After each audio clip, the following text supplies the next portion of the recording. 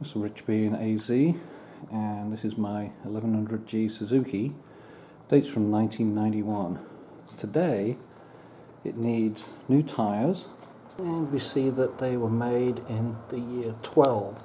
Last two digits 12, that's 2012.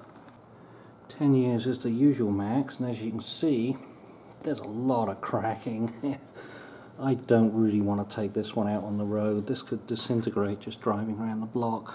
Hard to see on the front, but there is a flat in the middle, and then there's a slope here on both sides, and then there's the regular curve of the tyre. So it's kind of worn funny, and it does growl when going around a corner.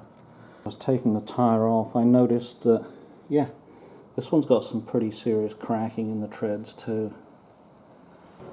So I'm going to roll it back into that to start with. Now put the centre stand down, and up she goes.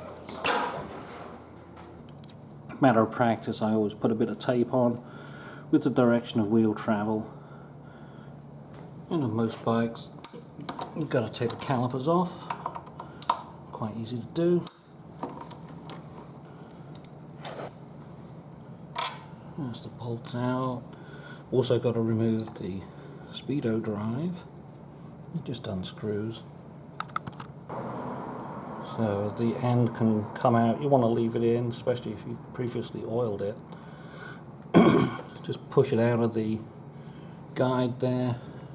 I'm going to hook this up somewhere so it can't fall out. These I want to give a little twist to. Push the pistons back a little bit just to make it easier to get them back on. And off the discs. These I'm letting hang because they're on these braided ones. If you've got the rubber ones, you probably shouldn't let them hang. Pinch bolt. The fork leg is split at the bottom so it can pinch the axle. So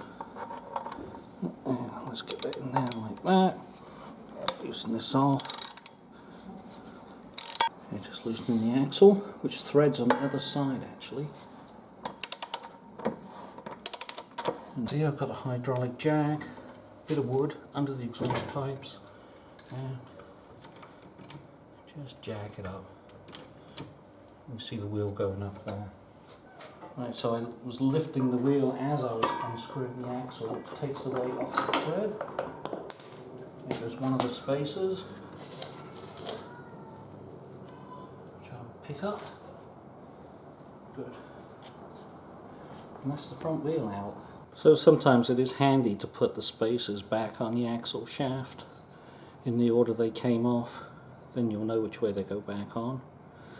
I'll be using the axle for balancing, but I'm going to leave it like this until we get there. So previously I'd made this little setup on a piece of plywood to elevate the wheel, but I did that for my FC09, which is a 5-spoke basic design, and of course this one is a 6-spoke.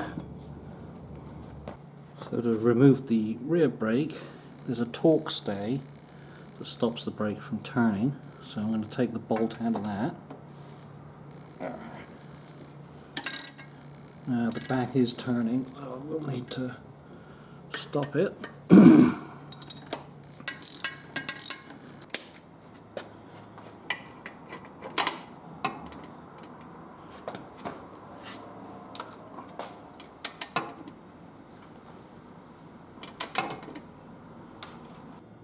Right, so in this shot I've got the axle halfway out. When you take the brake thing and bracket and you curve it away from where the axle goes through, this spacer falls out. It goes up against the bearing that you can see down there. Yeah, so the sheet metal flange here that they put on goes up against the bearing. Then you've got enough room to start moving things around.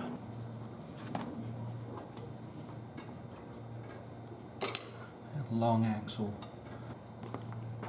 The wheel, lift off the spline. There's a spline drive, shaft drive.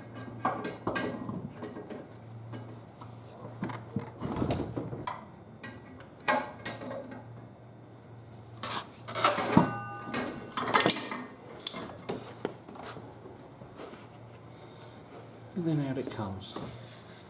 Now I've got to find somewhere to hang the brake caliper.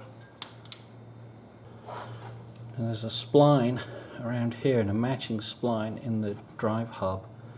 That's the bit that turns the wheel as opposed to a chain, and you've got to keep it greased up. That's why this thing is all kind of greasy, because I just put gobs of grease on this thing every time I do a tyre change. Okay, there's the drive spline on the final housing.